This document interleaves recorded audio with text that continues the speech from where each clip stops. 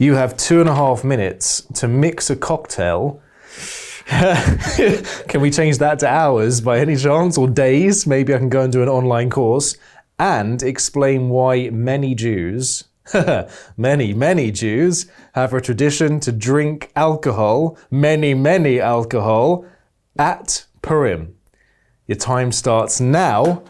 Okay, so I'm just going to level with everyone. I've never made a cocktail before. There's lots of different options around here. We're going to start with a straw. Now, why a straw, I hear you ask? Well, because without a straw, how can you drink this in a COVID-friendly environment? We're going to put a bit of this inside, and it is an interesting question about, this better not go all over my shirt, by the way. It's an interesting question. It's kind of, Purim is this festival where it's the one day a year where people do more or less what I'm doing now, which is like go completely nuts. And there's no rules and there's no boundaries but it's bubbly and versatile.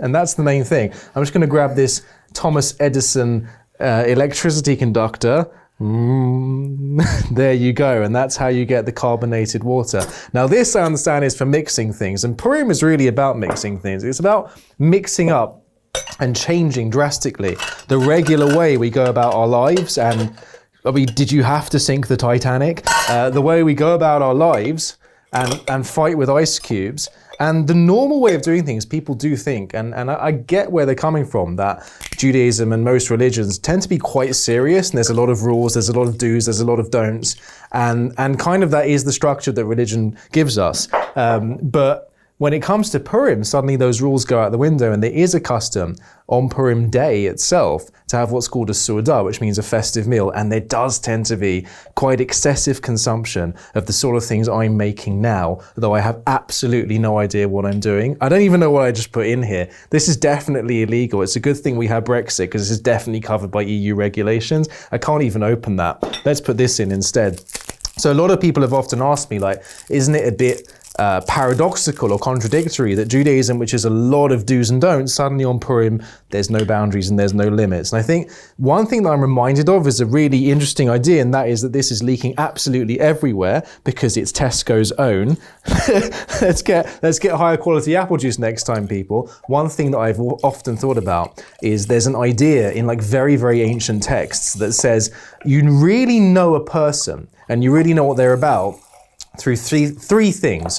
One is kiso, koso, and kaso, which means you know a person when they're spending money, when they get angry, and then finally when they drink. That's when a person's true character comes out and you see them for who they are, whether it's like financial pressures or it's emotional pressures, or when there's those inhibitions and boundaries have been removed through a little bit of a l'chaim. That's when the true persons and their real personality starts to shine through. Now, what's fascinating about Purim is that there are lots of different connections between Purim and another day in the Jewish calendar that sounds really similar to Purim, which is Yom Kippur, a day when we fast, and we definitely don't consume, do not drink this before a fast, boys and girls. It's not a sensible idea. Don't fast and drink.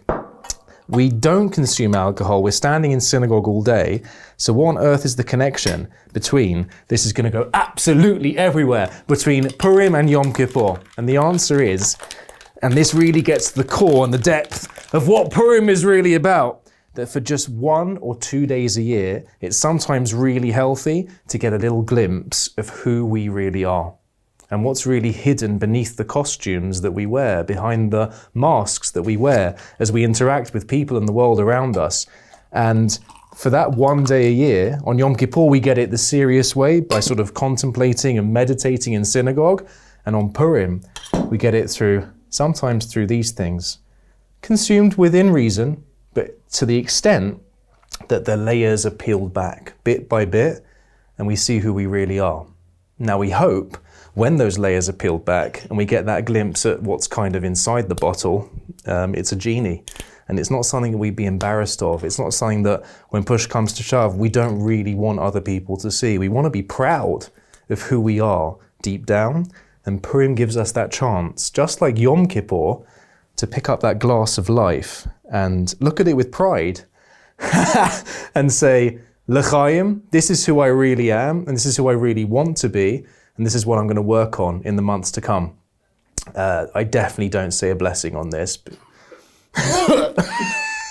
And that's why we drink on Purim, and that's why rabbis should not make cocktails l'chaim. It stinks.